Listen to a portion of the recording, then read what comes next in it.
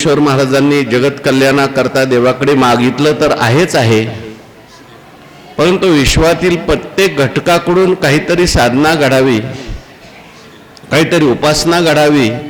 हे पसायदान म्हणता म्हणता त्याच्यामध्ये काहीतरी बदल व्हावा आणि बदल होत होत त्याच्याही जीवनाचा विकास होऊन त्याला सर्व सुख प्राप्त व्हावं, अशी योजना या पसायदानाच्या माध्यमातून ज्ञानेश्वर महाराजांनी केलेली आहे। कारण विश्वात्मक देवामध्ये सगळे लोक आले, मी आलो, तुम्ही आले, सगळेच लोक आले। सर्वांच्याकडून ज्ञानोबारायांना काहीतरी अपेक्षा आहेत। एकदम सगळ्यांना सर्व सुख प्राप्त होणार नाही, त्याच्याकरता काय काय जीवनात घडलं पाहिजे या सगळ्या घटनांचा विचार करून, अगदी मनाचा विचार करून ज्ञानोबारायांनी पसायदान मागितलं। सर्व सुख प्राप्त होण्याकरता पहिल्यांदा जे खळाची व्यंकटी सांडो झालं पाहिजे, तया सत्कर्मी रती वाढो झालं पाहिजे, भूता परस्परे पडो मैत्र जीवाचे हेही झालं पाहिजे। यानंतर त्याच्या जीवनामध्ये हळूहळू दुरिताचे तिमिर जावो, विश्व स्वधर्म सूर्ये पाहो, आणि मग जो जे वांछिल ते लाहो प्राणी जात। हे सगळं घडण्याकरता अवघड आहे, परंतु हे अवघड असलेलं सुद्धा सोपं होऊ शकतं। त्याचं साधन ज्ञानोबारायांना माहिती आहे, ते म्हणजे संत। किती अवघड गोष्ट असली तरी संत त्यानंतर ती सहज सुलभ होऊन जाते। संतांचा संग काय करत नाही, अहो किती दुष्टातला दुष्ट असू द्या। अगदी किती मारले होते त्याने त्या वाल्या कोळ्याने, त्याचं गणित नव्हतं। गुरुवरे बाबा सांगत असतात, जानवं सापडलं तर एक मोहरी एवढा खडा टाकायचा, असे 7 रांगण त्याने भरले। पण असा असताना सुद्धा अहो राम राम त्याला म्हणता येत नव्हतं, एवढा दुष्ट होता। पण संतांचा सहवास प्राप्त झाला, जो बसला राम मारा मारा म्हणत, मारा माराचाच व्यत्यासाने राम राम झालं, आणि उठला त्यावेळेस मात्र ऋषी होऊनच उठला। कसा जरी मनुष्य असला, अगदी आता खालातला तो एकदम 1 नंबरचा खल होता, पण त्याच्या जीवनामध्ये सुद्धा हे सगळं घडलं। त्याला कारण संत संगती आहे। म्हणून तेने साधती साधने, तुटती भवाची बंधने। संत संघाशिवाय हे सगळ्या गोष्टी घडणार नाहीत, हे ज्ञानोबारायांना माहिती असल्यामुळे ज्ञानोबारायांनी संतांच्याकडून सुद्धा अपेक्षा केली। विश्वात्मक देवाकडे पसायदान मागितलेलं असल्यामुळे खलांच्याकडून अपेक्षा केली। काय खलांच्याकडून अपेक्षा केली? जे खळाची व्यंकटी सांडो बाबा, तुम्ही हे तुमचं वाईट बुद्धी टाकून द्या, तुमच्यामुळे सगळ्या जगाला त्रास होतोय, तुम्हालाही त्रास होतोय। नुसतं त्या ठिकाणी वाईट बुद्धी सोडून देऊ नका, तया सत्कर्मी रती वाढ, तुम्ही सत्कर्मात सुधारत जा। सगळ्यांच्याकडून अपेक्षा केली, भूता परस्परे पडो, सगळ्यांच्या विषयी प्रत्येकाच्या विषयी मैत्रत्वाची भावना पाहिजे, प्रेमाची भावना पाहिजे। 50 वर्ष झाला आपण शेजारी शेजारी बसतो, पण अजून कोणाच्याच विषयी प्रेम निर्माण झालं नाही, असं नको व्हायला। आपण शेजारी राहतो पण कोणाच्या विषयी प्रेमाची भावना निर्माण झाली नाही। आपण या जगात राहतो पण जे जे भेटे भूत ते ते मानिजे भगवंत अजून झालं नाही। म्हणून प्रेमाची भावना निर्माण व्हावी, सगळ्यांच्याकडून अपेक्षा केली। तुमची सत्कर्मात रती वाढली पाहिजे, प्रेमाची भावना निर्माण झाली पाहिजे।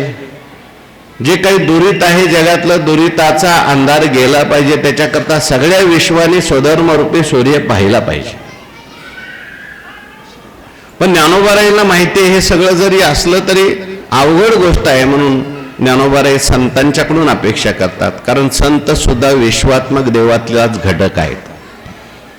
संतांच्याकडून काय अपेक्षा आहे? ज्ञानोबाराय इच्छा करतात, संतांना प्रार्थना करतात, संतांच्याकडून अपेक्षा करतात, बाबा त्यांना नाही जरी कळत असलं तरी सुद्धा तुम्हाला सगळं कळत आहे। ते नाही तुमच्याकडे येऊ शकत, त्यांना नाही संत भेटू शकत, बहु अवघड अवघड आहे। 15-15 दिवस लागतात सांगणारे भेटायला। अहो संत भेटायला किती दिवस लागतात बघा तुम्ही। संतांची भेट अवघड आहे, परंतु तरी सुद्धा ज्ञानोबारायांनी त्या ठिकाणी प्रार्थना केली, तुमचं काम आहे। ते तुमच्याकडे येऊ शकत नाहीत, ते दुष्टच आहेत, ते खळच आहेत, त्यांना संत कळतच नाहीत, तुमचं काम काय? जगाच्या कल्याणा उद्धरावे जड जन जड. तुमचं काम काय? मग काय? कैवल्याचा अधिकारी नाही. पुरुषार्थ सिद्धी चौथी घेऊन आपल्या हाती रेगाला भक्तिपंथी जगात. त्यांना जरी कळत नसलं तरी तुम्ही करुणावान, तुम्ही दयावान. मग तुम्ही काय करायचं? ईश्वरिष्ठांची मांदी आळी काय? वर्षत सकळ मंडळी मंगळी. वर्षत सकळ मंडळी नाही बरं का, वर्षत सकळ मंगळी, मंगळाचा वर्षाव करणारे ईश्वरनिष्ठांची मांदी आळी. आणि असे जे ईश्वरनिष्ठ आहेत, जे सकळ मंगळाचा वर्षाव करतात, कायम ते मंगळाचा वर्षाव करणारे आहेत. त्यांच्या पाहण्यात मंगळ आहे, त्यांच्या बोलण्यात मंगळ आहे, त्यांच्या दर्शनात मंगळ आहे, त्यांच्या क्रियेत मंगळ आहे. असे असणारे जे मंगळ करणारे संत आहेत, ज्ञानदेव मंगळ मुनी सेवा करी दाशी जनी. संत हो, तुका म्हणे मंगळ आता कोण दाता याव, धन्य काळ संत भेटी पायी मिठी पडली तो. त्यांना पाहिलं तरी मंगळ होतं, त्यांची ज्ञानेश्वरी वाचली तरी मंगळ होतं, गाथा वाचली तरी मंगळ होतं. मग असे मंगळाचा वर्षाव करणारी ईश्वरिष्ठांची मांदी आळी. वर्षत सकळ मंगळी ईश्वरिष्ठांची मांदी आळी. अनवरत म्हणजे नेहमी भूमंडळी, या सगळ्या भूमंडळावर ही ईश्वरिष्ठांची मांदी आळी. भेटतू भूता, त्यांनी येऊन सगळ्या भूतांना भेटावं. भूत त्यांच्यापर्यंत जाऊ शकत नाहीत, प्राणी मात्र त्यांच्यापर्यंत जाऊ शकत नाहीत. त्यांनीच कृपा करावी आणि एकट्याने येऊ नये, दिंडी घेऊन यावं. वेळविली मांदी वैष्णवांची, कारण एकट्यापेक्षाही समूहाचा प्रभाव जास्त असतो. एकटे संत असतील आणि बाकीचे सगळेच अभक्त असतील तर त्यांना संघर्ष करावा लागतो. एकट्या माणसाला, सज्जन मनुष्य एकटाच आहे, एकच साधू गावात आणि बाकी सगळे दुर्जन. अभक्ताचे गावी साधू म्हणजे काय? व्याघ्रवाडा गाव गाय सापडले, तशी स्थिती होते. एकटा साधू बाकी दुर्जन. एकटा बिचारा तो बिभीषण, बाकी सगळे राक्षस. त्याला विचारलं हनुमंतरायने, तू कसा राहतो बाबा? म्हटलं दातात जीभ राहते ना तसा राहतो. कोणाला काही बोलता येत नाही, कोणाला काही सांगता येत नाही. पण संतांची मांदी आळी जर असेल तर तिचा वेगळा प्रभाव. बघा, ज्ञानोबारांची दिंडी जाते, गावातून दिंडी गेल्यानंतर, ज्ञानोबारांचा सोहळा गेल्यानंतर गावात काय निर्माण होतात? नव चैतन्य निर्माण. अहो, नास्तिकातला नास्तिक असू द्या, किती नावं ठेवणारा असू द्या, दिंडी बघितल्यानंतर, सगळा संत समाज बघितल्यानंतर त्याच्या अंतकरणात काय होतं? बदल होतो. तो म्हणतो, माऊली बाजूला सारा, माऊली इकडे या. माऊली असा म्हणतो का? परिणाम झाला. कशाचा परिणाम झाला? मांदी आळीचा परिणाम होतो. म्हणून संतांची मांदी आळी आपली कीर्तन परंपरा आहे, दिंडी परंपरा आहे, आपली जी वारी आहे, वारीची परंपरा आहे, ही ज्ञानोबारांना अपेक्षित आहे. याच्यामध्ये सगळ्या संतांची मांदी आळी आहे.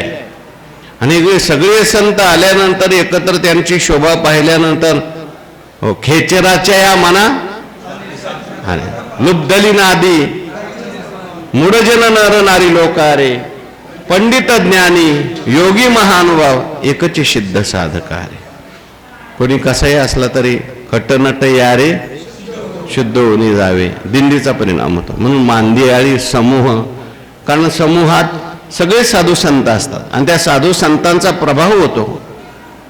काय ज्ञानोबारांच्या काळामध्ये किती संत मांदी आळी होती.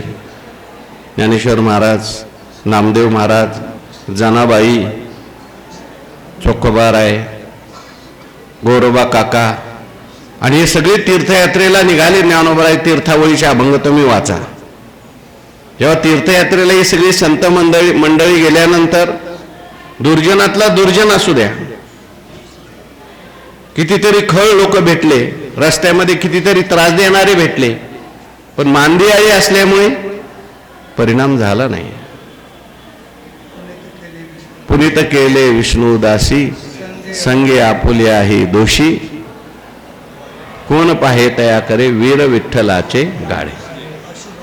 अशुभ त्यापुढे शुभ होऊन या ठाके, म्हणून तीर्थयात्रा केल्या ज्ञानोबाने. ज्ञानोबाने तीर्थयात्रा करायची काय गरज आहे? सगळ्यांना पुनीत करण्याकरता सगळ्या संतांना घेऊन ही तीर्थयात्रा ज्ञानोबारायांनी केली. म्हणून वर्षत सकळ मंडळी ईश्वरिष्ठांची मांदियाळी, अनवरत भूमंडळी भेट तू भूता. कायम त्यांना भेटू तशी अपेक्षा ज्ञानोबारायांनी ही जी अपेक्षा केली, पसायदानातली मागणी केली, कोणाकडे केली? विश्वात्मक देवाकडे केली. परंतु संतांच्याकडून माझी काय अपेक्षा आहे, महापुरुषांच्याकडून काय अपेक्षा आहे, ज्ञानोबाराय त्या ठिकाणी सांग.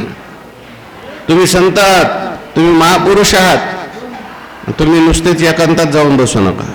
म्हणजे सिद्ध झाले ना तुम्ही, डोंगरावर जाऊन बसू नका. एकांतात तुमचं ज्ञान, तुम्हाला तर आता सिद्ध अवस्था प्राप्त झाली, तुमचा उपयोग जगाला सुद्धा झाला पाहिजे. मार्गाधारे वर्तावे, विश्व हे मोहरी लावावे, अलौकिक न्हावे लोकाप्रती. म्हणून साधकाने लोकांतात जायचं नाही, पण सिद्धाने एकांतात बसायचं नाही.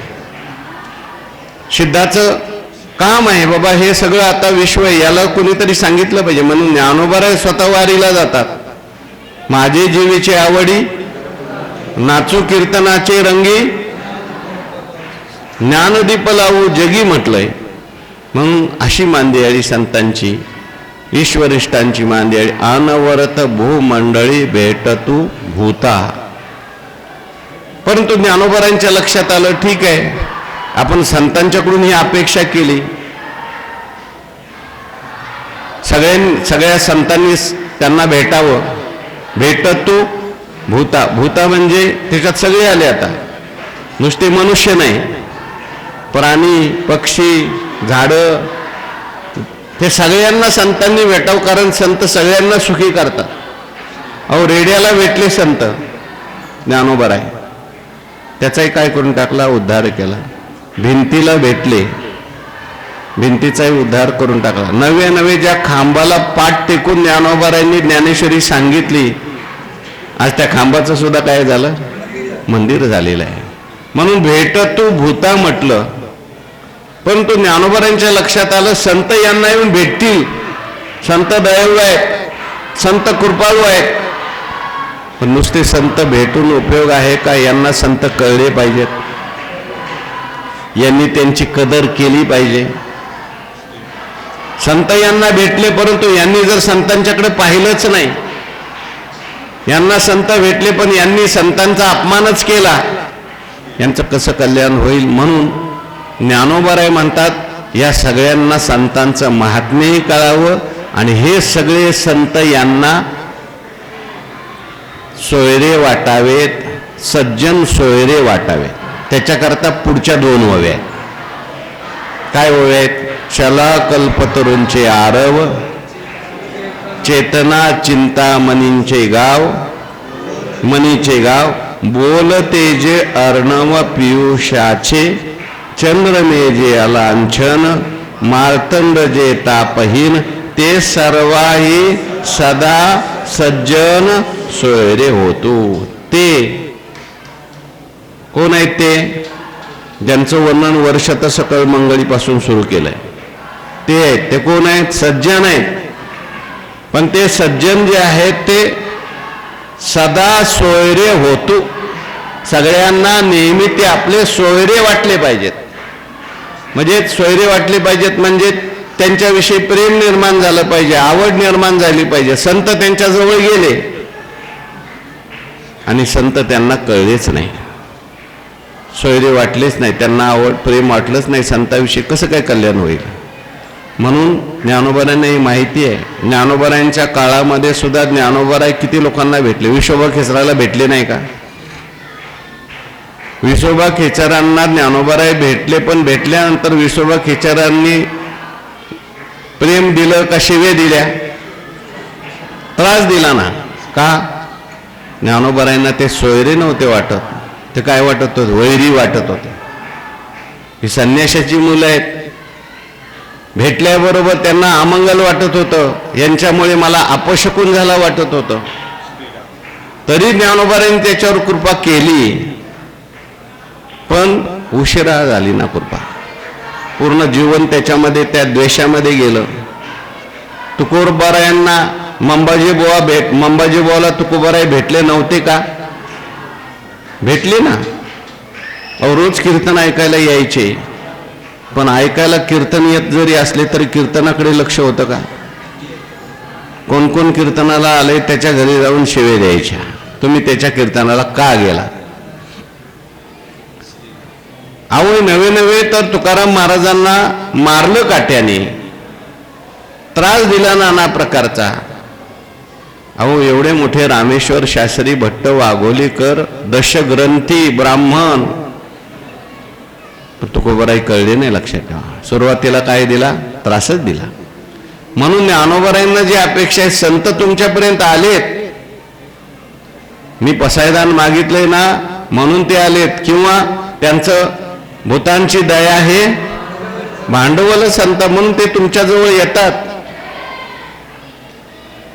आणि असे आलेले संत आहेत, त्यांची अवहेलना तुमच्याकडून होऊ नये, उपेक्षा तुमच्याकडून होऊ नये. कारण वस्तू किंवा व्यक्ती असून चालत नाही, तिचं महत्व कळावं लागतं. महत्व जर कळलं नाही तर तिची उपेक्षा होते, असून तिचा काही लाभ होत नाही. म्हणून ज्ञानोबाराय त्या ठिकाणी संतांचं महत्व सांगतात. हे काही सामान्य आहेत का तुमच्याजवळ आलेले? ते तुम्हाला काय वाटले पाहिजे? सोयरे वाटले पाहिजेत. सज्जन तुम्हाला सोयरे वाटले पाहिजेत. म्हणून ज्ञानोबाराय संतांचं महत्व सांगतात. ज्ञानोबारायांच्या आवडीचा विषय आहे. ज्ञानेश्वरीमध्ये सुद्धा जिथे जिथे देवाचा विषय आला किंवा संतांचा विषय आला, ज्ञानोबाराय थांबत नाहीत बोलत असताना. किंबहुना पसायदानामध्ये देवापेक्षाही ज्ञानोबारायांनी कोणाचं वर्णन केलंय? संतांचं वर्णन केलंय. ज्ञानेश्वरीमध्ये जिथे जिथे संतांचं वर्णन आलं, ज्ञानोबारायांना निवृत्तीनाथ महाराज थांबवतात. तू संत स्तवनी रतसी, परिकथेची सेन करशी.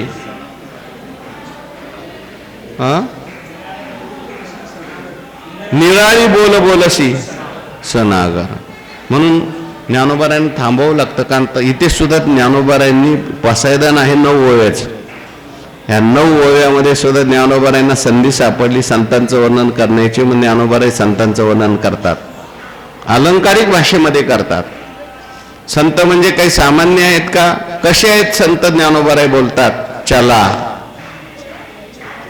कल्पतरूचे, चला कल्पतरूंचे आरव, चेतना चिंतामणीचे गाव, बोलते जे अर्णव पियुषाचे. ज्ञानोबाराय म्हणतात संत म्हणजे कसे आहेत? म्हटले चला कल्पतरूंचे आरव. कल्पतरूंचं उद्यान आहेत, आरव म्हणजे बाग आहेत. कारण ईश्वरनिष्ठांची मांदी आहे सांगितले ना. हे सगळे संत आलेले आहेत तुमच्याकडे, पण तो ते सामान्य नाहीत. ते काय आहेत? कल्पतरू आहेत. कल्पतरूंचं उद्यान तुमच्याकडे आलेलं आहे. आणि सामान्य कल्पतरूचं उद्यान नाही, हे चला कल्पतरू आहे. चला म्हणजे चालते बोलते. व्यवहारातला जो कल्पतरू असतो तो चालता बोलता नसतो, तो जड असतो, तो एकाच ठिकाणी. हे कल्पतरू असे आहेत की यांचं हे कल्पतरूचं उद्यान तुमच्यापर्यंत येते.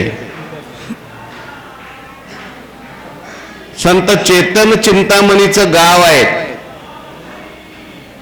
आणि बोलते जे अर्णव पियुषाचे. पियुष म्हणजे अमृत, अमृताचा समुद्र, आणि तोही बोलणारा समुद्र. बोलणारे अमृताचे समुद्र आहेत हे सगळे. अनेक समुद्र बोलणारे अमृताचे.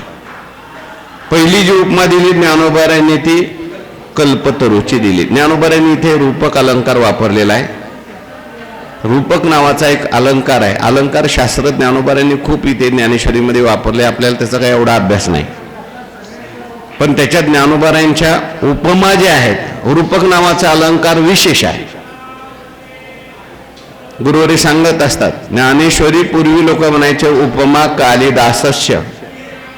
ज्ञानेश्वरी वाचल्यानंतर लोक म्हणतात उपमा ज्ञानेश्वर महाराजस्य. तो उपमा किंवा रूपक अलंकार जो आहे, रूपक अलंकारामध्ये उपमा आणि उपमेय यांच्यामध्ये अभेद कल्पून वर्णन केलं जातं.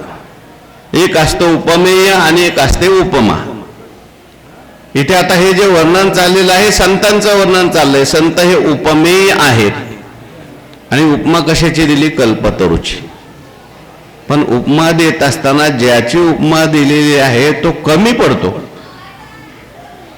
संत हे त्याच्यापेक्षा श्रेष्ठ आहे म्हणून रूपक अलंकारामध्ये न्यून रूपक आहे, समरूप आहे, रूपक आहे आणि अधिक रूपक आहे.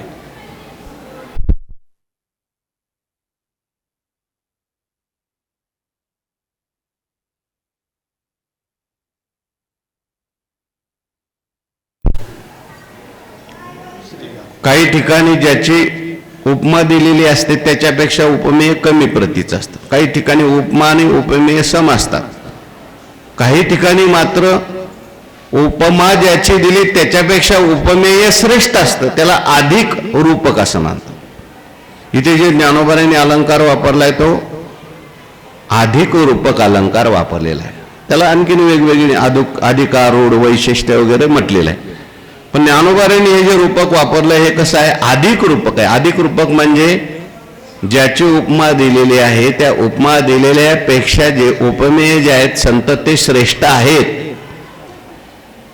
उपमा देताच येत नाही तशी पाहायला गेलं तर. देऊ काशाची, कशाची उपमा देणार? गगनम गगनाकारम, सागरम सागरोपमा, राम रावणयोर युद्धम, राम रावणयोर इव. काय याला कोणता अनन्वय अलंकार म्हणतात. म्हणजे उपमा देताच येत नाही. संतांना कशाची उपमा देणार? संतांना कशाचीच उपमा देता येत नाही, कारण संत संतासारखेच आहेत. पण तरी सुद्धा काहीतरी उपमा दिली पाहिजे. मग आता कशाची उपमा द्यायची? म्हटले कल्पतरूची उपमा देऊ. कल्पतरूची उपमा तरी बसते का बरोबर?